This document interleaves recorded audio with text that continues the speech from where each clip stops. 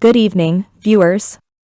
Tonight, our headlines are marked by a mix of calls for change, acts of generosity, and legal proceedings that reflect the dynamics of our society. First on our list, the Ministry of Labor issues a pressing call for a culture change and stricter penalties following recent workplace fatalities. Our team will delve into the details of these incidents, exploring the measures needed to ensure safer working environments for all. In a gesture of support for law enforcement, a local businessman donates 2 motorcycles to Regional Police Division 5. Our community reporters will highlight the significance of this donation in enhancing police mobility and effectiveness in maintaining public safety. Shifting focus to community empowerment, Team Mohamed steps up to support a single mother of 5 in setting up a small business.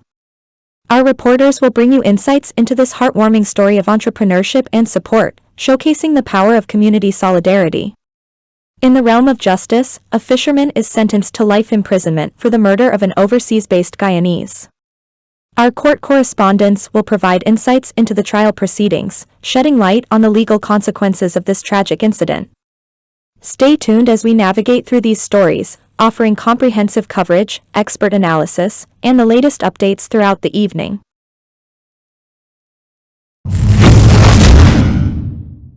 Ministry of Labor urges culture change and stricter penalties following recent workplace fatalities.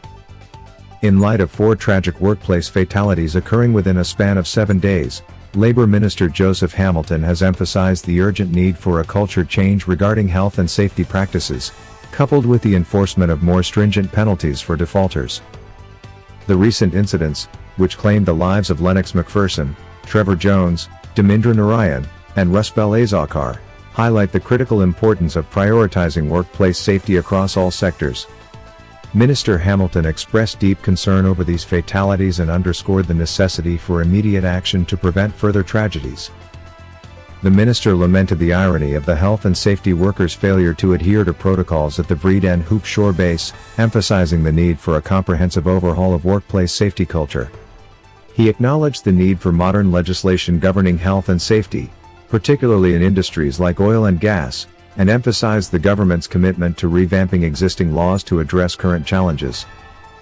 Minister Hamilton outlined several key initiatives aimed at improving workplace safety, including introduction of modern laws. The government is working to introduce modern legislation relevant to contemporary workplace environments, with a focus on steep fines for non-compliance. Enhanced training. There is a pressing need for increased training of health and safety officials across Guyana. The ministry is exploring avenues to offer scholarships and training opportunities in occupational safety and health, OSH, to address the shortage of qualified professionals in this field. Awareness campaigns. The ministry has been actively raising awareness on workplace safety through numerous training sessions and the establishment of workplace safety committees. Substantial investments have been made to expand the ministry's reach beyond the coastal regions, with positive outcomes reflected in reduced workplace fatalities over the past 3 years. Minister Hamilton revealed that while progress has been made in reducing workplace fatalities from 32 in 2020 to 20 in 2023, there is still much work to be done. He stressed the importance of continued collaboration between government agencies, private sector stakeholders, and the wider community to prioritize workplace safety and prevent future tragedies.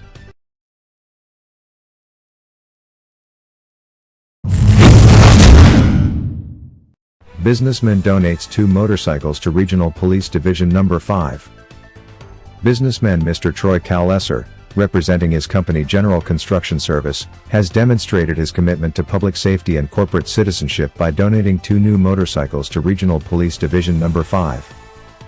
The donation ceremony took place last Thursday, February 8, 2024, where Assistant Commissioner Mr. Curly Simon, Commander of Regional Division No. 5, received the motorcycles on behalf of the Guyana Police Force. Mr. Kalesser expressed his deep appreciation for the tireless efforts of the police force and emphasized the importance of supporting their work to ensure the safety and security of communities. He stated that it was only fitting to make a tangible contribution to enhance the effectiveness of the police in carrying out their sworn duty to serve and protect. Assistant Commissioner Simon graciously accepted the donation and assured Mr. Kalesser that the motorcycles would be put to good use. He expressed gratitude on behalf of the force and emphasized that the motorcycles would be integrated into the force's assets inventory to improve service delivery to residents of Region 5. This generous donation underscores Mr. Cowlesser's dedication to supporting law enforcement and promoting public safety within the community.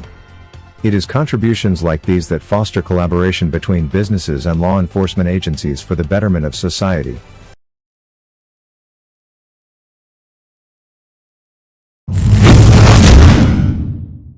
Team Mohamed supports single mother of 5 in setting up small business. Shireen Garraway, a resilient 44-year-old single mother of 5, is receiving vital support from Team Mohamed's to establish a small business after facing significant challenges following the passing of her husband to COVID-19 2 years ago. Following the loss of her husband, Garraway found herself in a precarious financial situation, relying on domestic work and selling greens at the market to provide for her family. Despite her efforts, she struggled to make ends meet, especially with the added responsibility of keeping her 2 minor children in school. Garraway embarked on a project to convert the bottom flat of her home in Central Amelia's ward, Linden, into a shop. However, due to financial constraints, the project was halted, further exacerbating her financial strain. Determined to find a solution, Garraway approached Mr. A. Mohamed, seeking assistance to complete the construction of her shop. Moved by her story of resilience and determination, Mr. Mohamed generously provided a financial donation to support Garraway in completing the shop construction and stocking it with essential items. With Mr. Mohamed's support, Garraway's shop is expected to be up and running within 2 weeks, offering a variety of eatables, including biscuits, confectionaries, ice cream, and drinks. Mr. Mohamed encouraged Garraway to view this opportunity as a stepping stone for greater success in the future. This initiative reflects Team Mohamed's commitment to supporting individuals and families in need, empowering them to achieve economic independence and stability.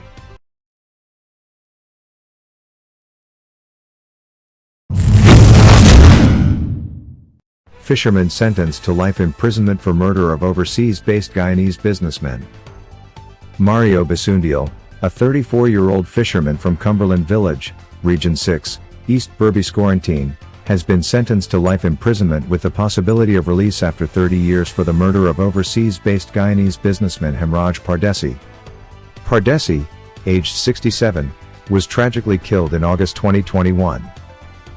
Bisundial, who admitted to the crime, appeared before the Berbice High Court last month and entered a guilty plea to a murder charge. During the sentencing hearing on Tuesday, Justice Joanne Barlow determined that a life sentence was appropriate in this case, with eligibility for release after serving 30 years in prison. In her ruling, Justice Barlow directed the prison service to credit Bisundial with 6 years for his early guilty plea and 928 days for time spent in detention. Additionally, the judge mandated that Bisundial undergo programs tailored for those convicted of violent crimes and skills training to facilitate his rehabilitation. Throughout the trial, Bisundial was represented by defense attorney Kevin Morgan, while State Counsel Muntaz Ali prosecuted the matter. Following the murder, Bisundial was taken into custody by the police. During interrogation, he confessed to his involvement in a robbery orchestrated by a woman with whom Pardesi had a close relationship.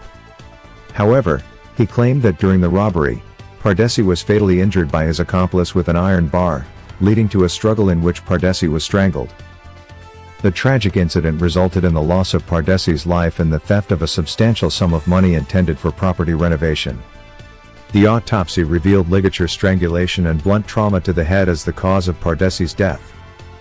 Militia Dutchin, 28, of Reliance, East Conhay, Region 6, was also charged alongside Bisundial for Pardesi's murder in August 2021. Both defendants were denied bail and remanded to prison. Additionally, a wanted bulletin was issued for 34-year-old Jason Isaacs of Lot 18 Bristol Street, East Conhay, Berbice, in connection with the murder. Isaacs, who had escaped from custody in November 2023, remains wanted by authorities in both Guyana and Suriname for separate murder cases. Isaacs is accused of shooting and killing 39-year-old Curtis Brown in Paramaribo, Suriname, on October 13, 2023, during an altercation outside a nightclub. The sentencing of Bisundial marks a significant step towards justice for the victim's family and underscores the commitment of the judicial system to uphold the rule of law.